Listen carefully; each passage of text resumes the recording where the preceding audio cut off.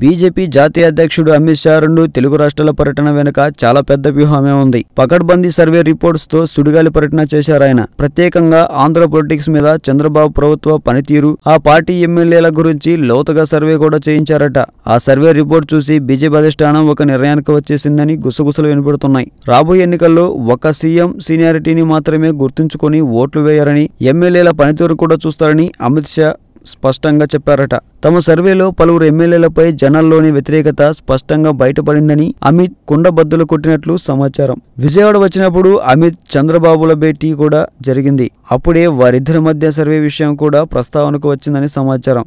2014 ఎన్నికల్లో TDP BJP కూటమికి జనాలు పట్టం కట్టారంటే మోడీ ఇమేజ్తో పాటు చంద్రబాబు సీనియారిటీని కూడా జనాలు పరిగణలోకి తీసుకున్నారన్న విషయాన్ని అమిత్ బాబుకు గుర్తు చేశారట. మొత్తానికి అమిత్ షా చెప్పిన సర్వే వివరాల్లో చంద్రబాబులో కలవరం మొదలైందని తెలుగు తమ్ముళ్ళు అంటున్నారు. ఎందుకంటే ఇప్పటికే ఎమ్మెల్యేల పనితీరుపై చంద్రబాబు అనేక మార్లు సర్వేలు చేయించుకున్నారు. అందులో అత్యధిక ఎమ్మెల్యేల పనితీరు ఆశాజనకంగా లేదని స్వయంగా చంద్రబాబే ఎన్నోసార్లు చెప్పారు. అదే విషయం భాజపా సర్వేలో కూడా తేలడం, అందులోనూ సర్వే వివరాలు అమిత్ షా బయటపెట్టడంతో చంద్రబాబు మైండ్ బ్లాక్ అయింది.